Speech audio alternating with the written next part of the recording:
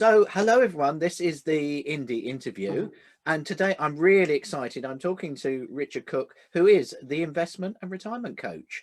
Richard helps people succeed in managing their investment and pensions. He's a speaker and an author, and I think we're going to learn an awful lot today. Pensions are a subject I think every indie should pay attention to. If you haven't got one, then it might be the right time to think about one, and if you have got one, then you should focus on getting the best out of it. Hello, Richard. Good morning, Andrew. So, tell us a little bit about you first, because I think that's how did you get into becoming the retirement and investment coach? Well, I went straight into the insurance world straight from school to Eagle Star in Bristol.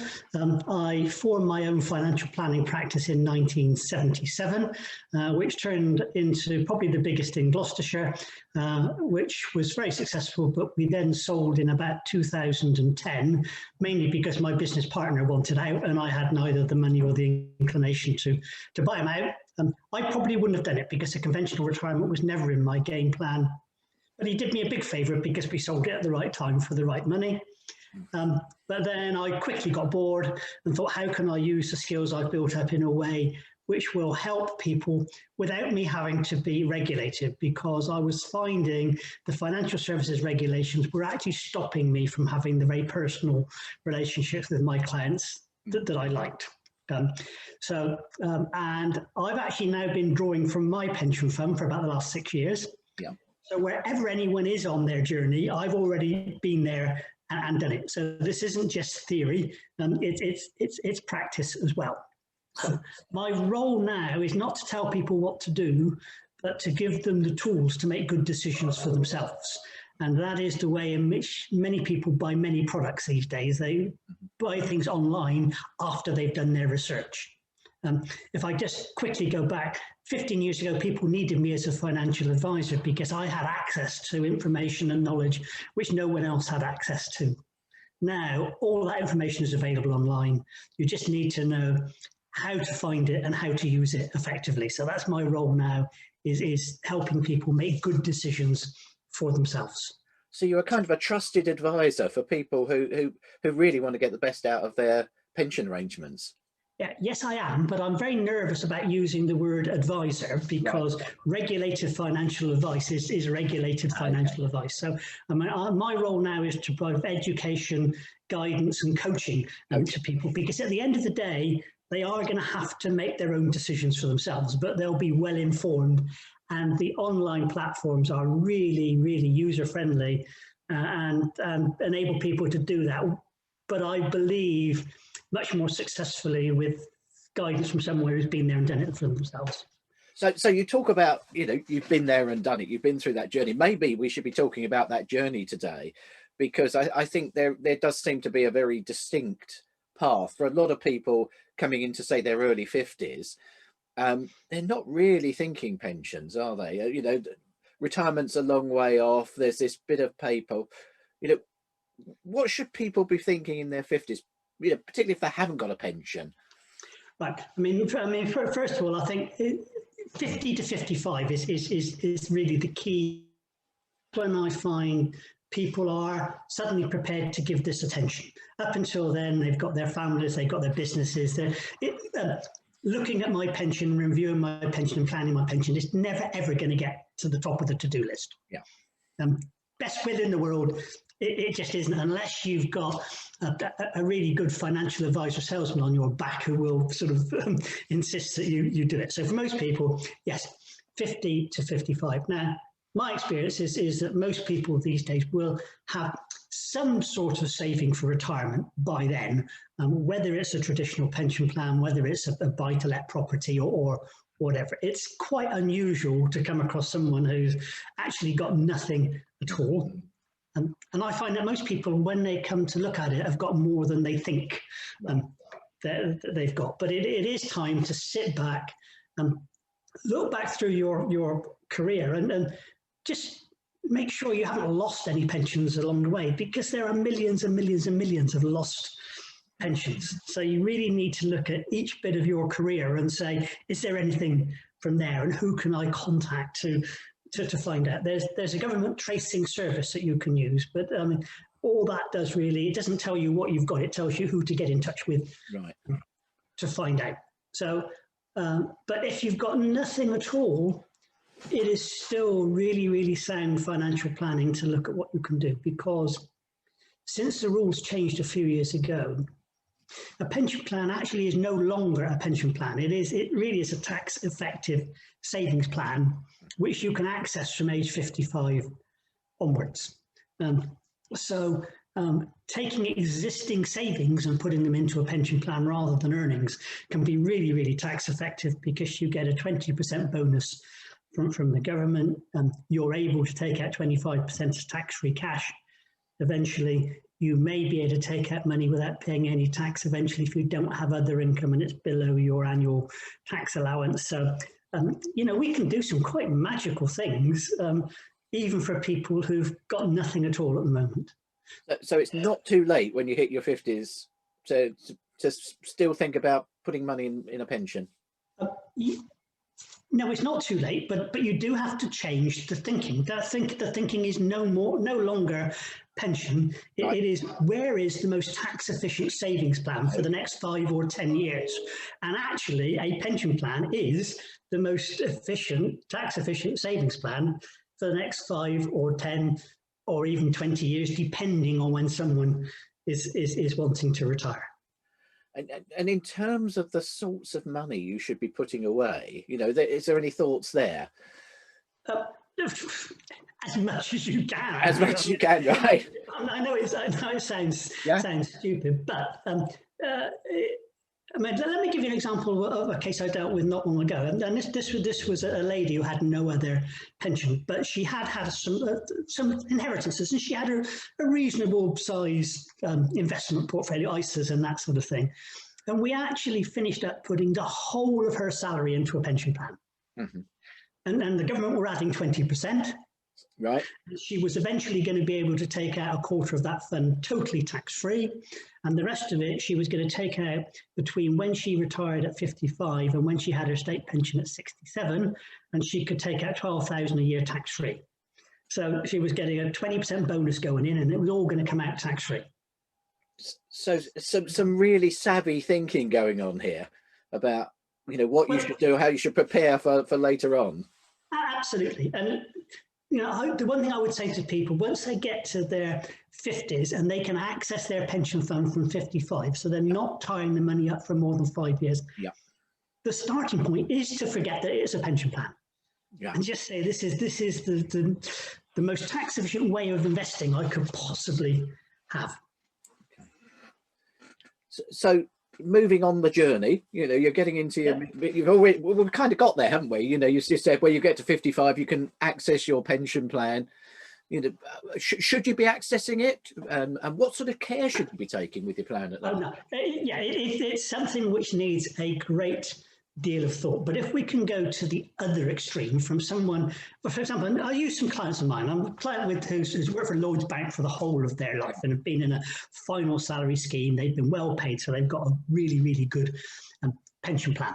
And this particular client's son is involved in a craft brewery company. And with COVID and all the rest of it, they're struggling a little bit at the moment. But they also want to expand and make it more eco-friendly. So he wanted to put some money into his son's business. Mm-hmm. And he was able to do that by accessing the 25% of his pension plan at age 55. He was still left with 75% of the money there to provide him with the lifetime income. Now, supporting his family now was more important to him than ongoing income, because he's never going to be poor. He's going to be in the top 10% of retirement incomes forever, having worked for the bank for the whole of his life. So that's just one example. Other people access the tax-free cash sum to help with university expenses, to buy a holiday home. It just needs really seriously thinking through, but it's money there to support your ongoing lifestyle, and it's just a question of how is it most sensible to spend that money? I'm beginning to really get this now. I started out, we were discussing, I was using the P word, the pension word, and yes. I'm beginning to see that this is about sound financial management, and this is adapting to your circumstances.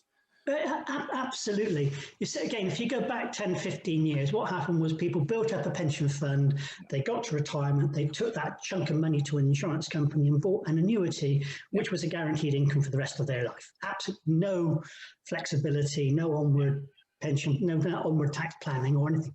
When those rules changed, which I think was about 2015, and you could leave your pension fund invested and simply draw from it what you liked when you liked, the whole situation changed.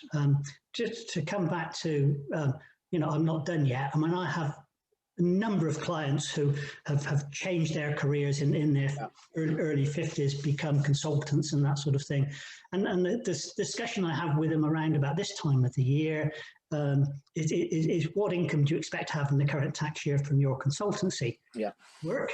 And is it below the higher rate tax threshold? And if it is, how much can you take out from your pension fund and only pay tax at 20% on it?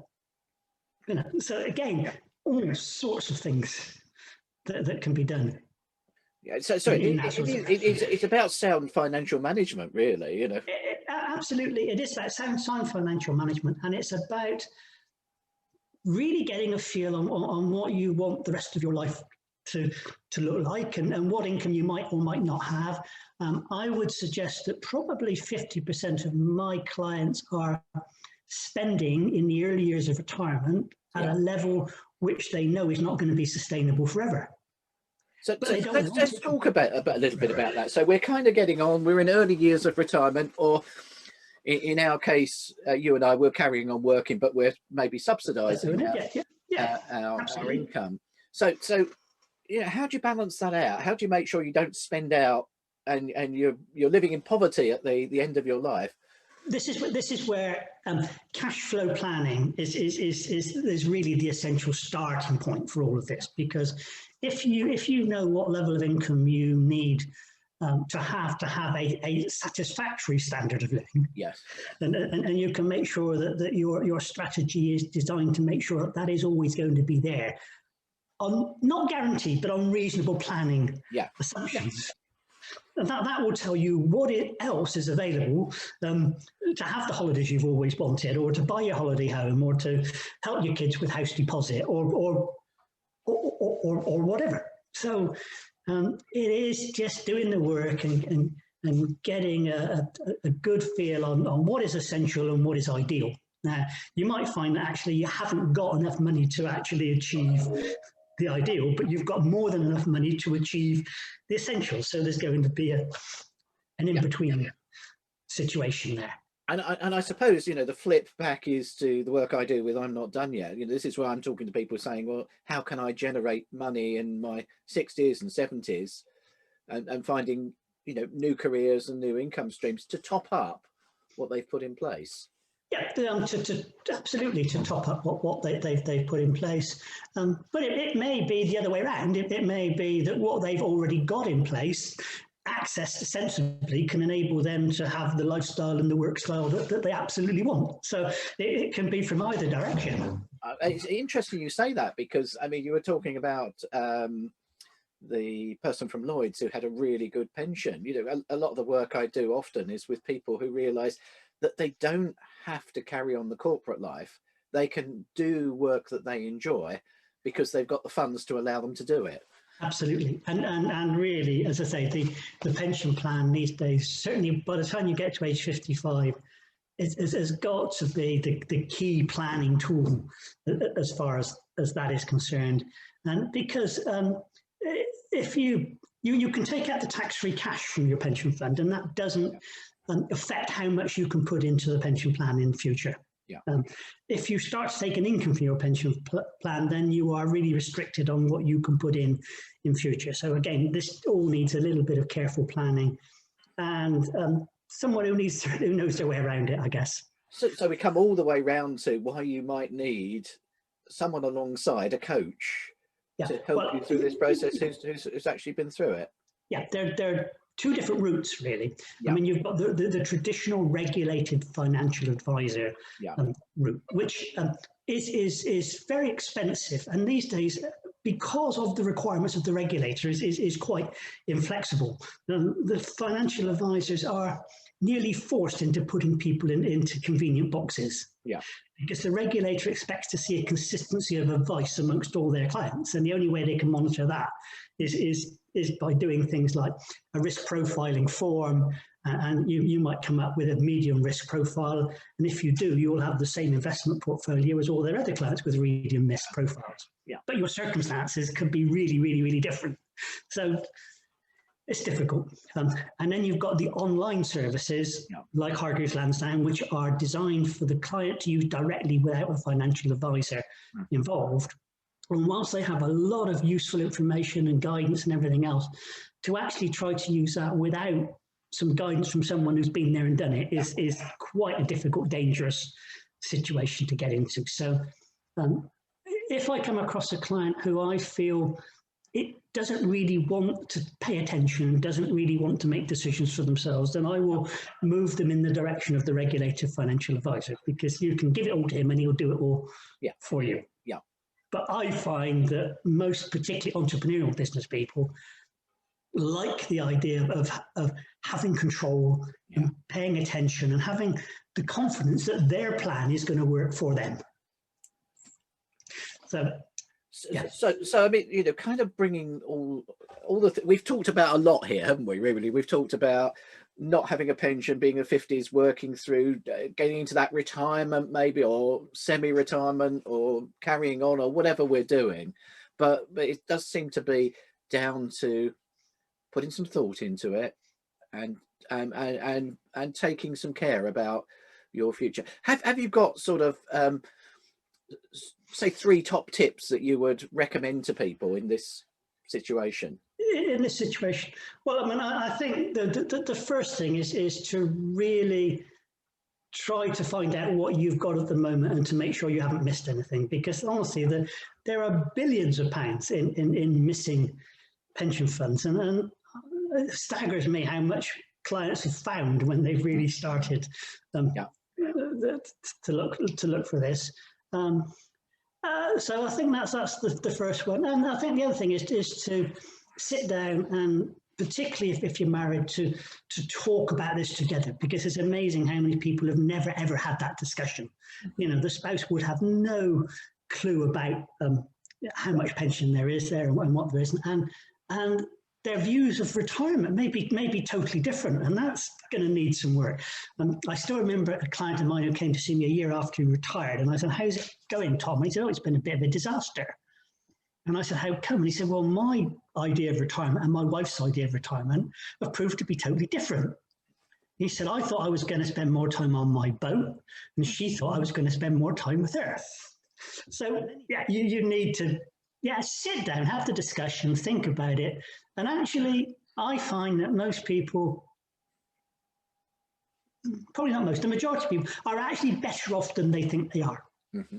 You know, yeah. Even if it's to say, okay, in order to achieve our ideal objective, I am going to have to work 3 years longer than I originally thought. Yeah, but knowing where you are. Knowing where you are. And I think my job really is to simply, the starting point is just ask the right questions. You know, and you need someone to ask you the right questions, and then you'll find the answers. And I think that's about it. Other than that, I would say if you're totally do-it-yourselfer and you love doing your own research and whatever, I would just set up an account with Hargreaves Lansdown with a minimal amount of money. You can put £80 into a pension plan and get it started, and go through their site and look at all the guides and information that's there. There's a lot out there, but I still feel you could do better with some guidance from someone who's been there and done it before. So if you're going to leave us with one big thought, what's your big thought of the day about saving for retirement? Just pay attention. Pay attention. Yeah, it's as simple as that. You know, once you start to pay attention, it will start to feel like your money. If you get that gobbledygook statement once a year that you don't understand, and you either tear it and put it in the bin or file away, it doesn't feel like your money. There's no incentive to build it. There's no incentive to do anything with it. Once you start to pay attention and understand what there is there and what the possibilities are, then it starts to feel like your money. Then it's your plan for the rest of your life, whatever you want that to look like. So yeah, simple. Pay attention. And the sooner the better. If people wanted to get in contact with you, how would be the best way for them to? Probably the starting point is to look at the website, which is theinvestmentandretirementcoach.co.uk. Okay. I'll just repeat that, theinvestmentandretirementcoach.co.uk. I am on all the social media platforms, LinkedIn and Facebook and that sort of thing. So if you just put the name in, there'll be loads of Richard Cooks, but you should be able to identify which is the Investment and Retirement Coach quite quickly. Happily have a 30-minute Zoom conversation with anyone, absolutely no fee or obligation, just to find out, where they are and where they need to go, and we can take it from there.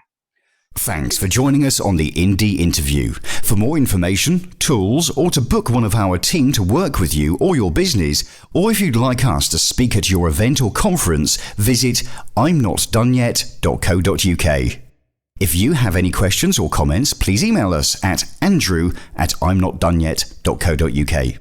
Please do follow or like us on Facebook or Instagram.